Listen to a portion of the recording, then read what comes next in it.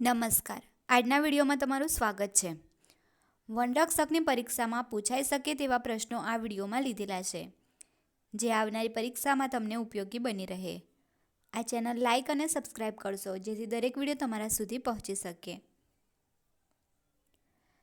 પહેલો પ્રશ્ન છે, NTCAનું પૂરું નામ જણાવો.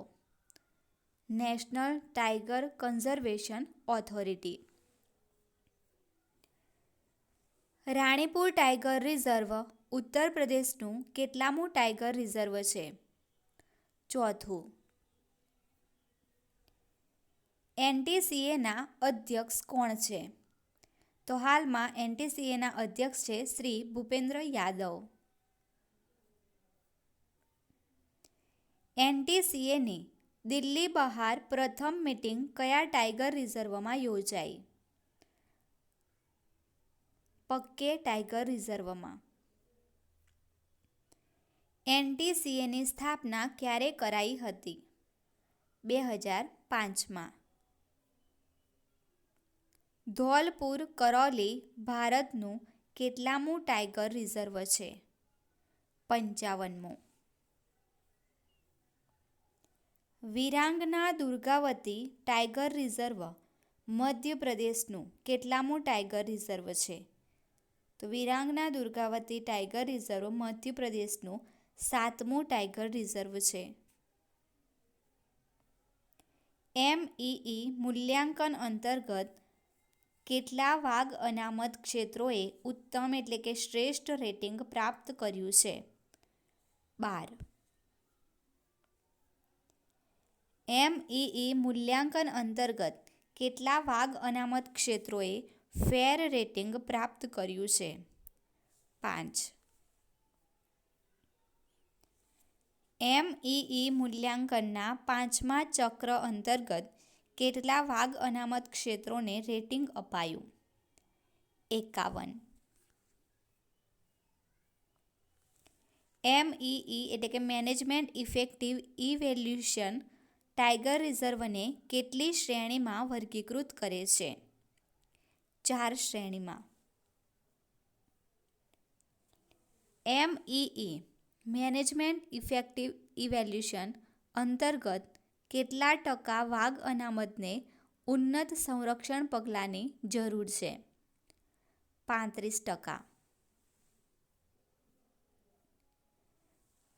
MEE મૂલ્યાંકન અંતર્ગત કયા રાજ્યના તમામ વાઘ અનામત ક્ષેત્રોએ ઉત્તમ એટલે કે શ્રેષ્ઠ રેટિંગ પ્રાપ્ત કર્યું છે? તે કર્યું છે Karnataka. MEE management effective evaluation વાઘ ધરાવતા કયા ક્ષેત્રોમાં થાય છે? ટાઈગર રિઝર્વમાં. MEE એટલે કે મેનેજમેન્ટ ઇફેક્ટિવ ઇવેલ્યુશનનું માળખું કોનામાંથી અપનાવવામાં આવ્યું છે? IUCNમાંથી. MEE મેનેજમેન્ટ ઇફેક્ટિવ ઇવેલ્યુએશન કેટલા માપદંડ પર થાય છે? 33.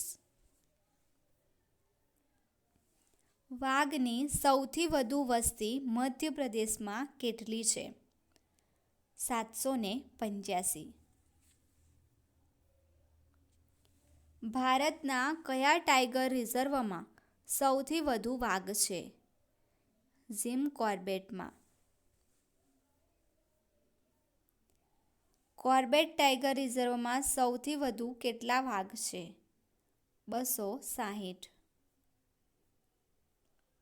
વાઘની વસ્તી દર વર્ષે સરેરાશ કેટલી ટકાવારીથી વધી રહી છે?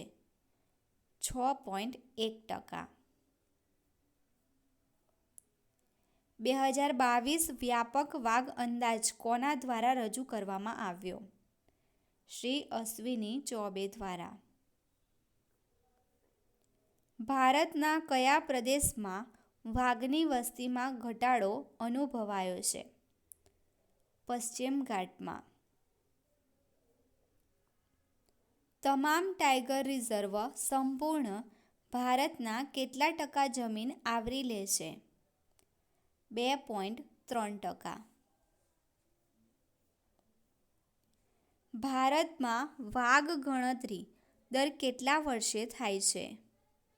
તો ભારતમાં વાઘ ગણતરી દર 4 વર્ષે થાય છે. ભારતમાં વાઘ સંરક્ષણનો બીજો તબક્કો ક્યારથી શરૂ થયો? 2005થી. વડાપ્રધાન શ્રી નરેન્દ્ર મોદીએ બાંદીપુર ટાઈગર રિઝર્વમાં વાઘ ગણતરીના કયા ચક્રના અંદાજ જાહેર કર્યા? 5મા. કયા રાજ્યમાં 10,000 વર્ષ જૂનું વાઘનું ચિત્રાત્મક રૂપ રોક આર્ટ એટલે કે પથ્થર પર ચિત્રકામ જોવા મળ્યું છે? મધ્યપ્રદેશમાં. 1973માં પ્રોજેક્ટ ટાઈગરની શરૂઆત વખતે ટાઈગર રિઝર્વનો કુલ વિસ્તાર કેટલો હતો? 18,278 ચોરસ કિલોમીટર. વડાપ્રધાન શ્રી નરેન્દ્ર મોદીએ કયા ટાઈગર રિઝર્વમાં પ્રોજેક્ટ ટાઈગરના 50 વર્ષની ઉજવણી કરી? બાંદીપુર ટાઈગર રિઝર્વમાં.